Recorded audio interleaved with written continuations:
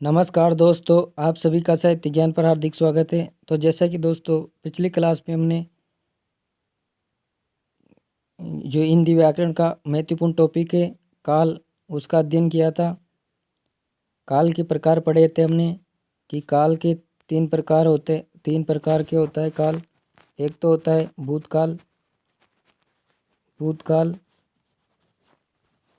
एक होता है वर्तमान काल और एक होता है भविष्य काल।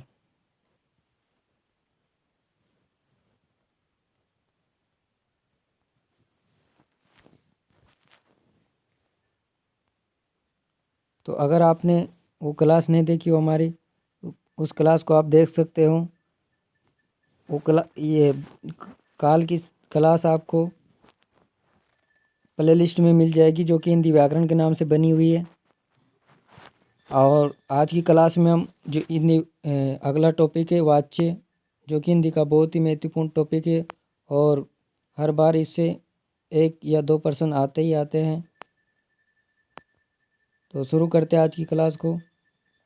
वाच्य, इसकी परिभाषा देखते हैं कि क्रिया का वह रूप वाच्य कहलाता है जिससे मालूम हो कि वाक्य में प्रधानता किसकी है, कर्ता की, कर्म की या भाव की। इससे क्रिया का उद्देश्य ज्ञात होता है। अंग्रेजी में वाच्य को वॉइस कहते हैं।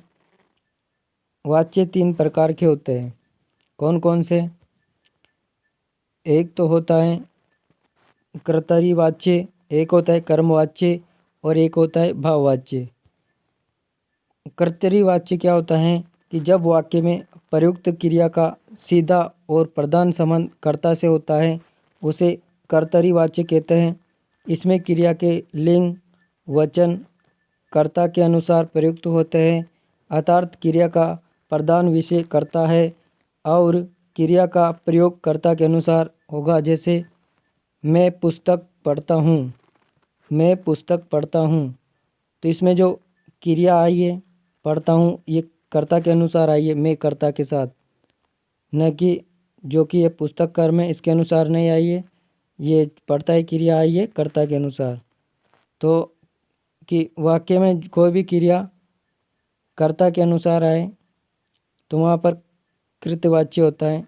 अगला जो उदाहरण है इसका, विमला ने मेहंदी लगाई।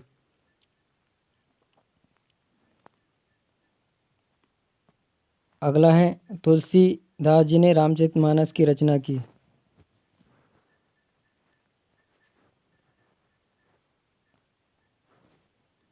अब दोस्तों एक बात बता दूं मैं आपको कि जो कर्तृवाच्य हैं, इसमें जो क्रिया है, कर्तृवाच्य में क्रिया सकर्मक भी आ सकती है, सकर्मक भी आ सकती है और अकर्मक भी आ सकती है। कृतिवाच्य में क्रिया सकर्मक भी आ सकती है और अकर्मक भी आ सकती है, तो इसका ध्यान रखिएगा। अगला जो वाच्य है हमारा वो है कर्मवाच्य। जब क्रिया का संबंध वाक्य में प्रयुक्त कर्म से होता है उसे कर्मवाच्य कहते हैं। अतः क्रिया के लिंग वचन कर्ता के अनुसार न होकर कर्म के अनुसार होते हैं। कर्मवाच्य सदैव सकर्मक क्रिया का ही होता है क्योंकि इसमें कर्म की प्रधानता होती है।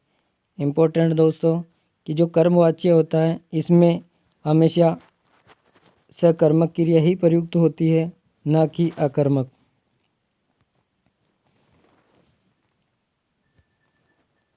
जैसे उदाहरण देखते हैं, दूध सीता के द्वारा पिया गया, पत्र सीता के द्वारा लिखा गया, मिठाई मनोज के द्वारा खाई गई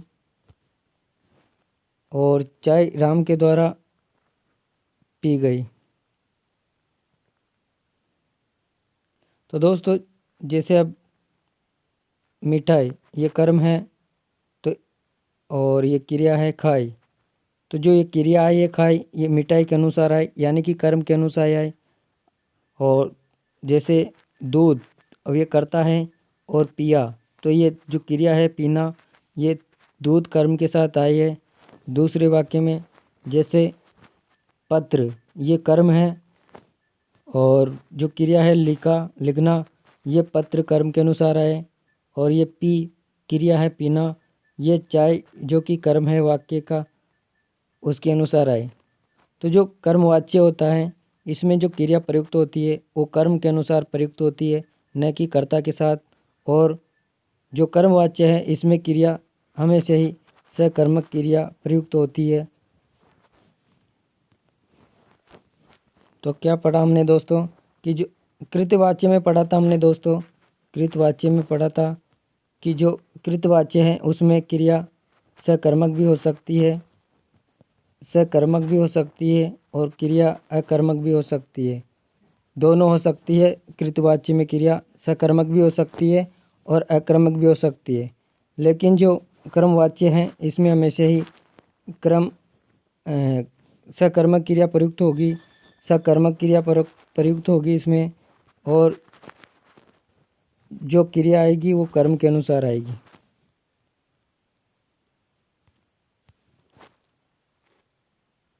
अगला वाच्य है भाववाच्य। क्रिया के जिस रूप से यह ज्ञात होता है कि कार्य का प्रमुख विषय भाव है, उसे भाववाच्य कहते हैं। यहाँ कर्ता या कर्म की नहीं, क्रिया के अर्थ की प्रधानता होती है।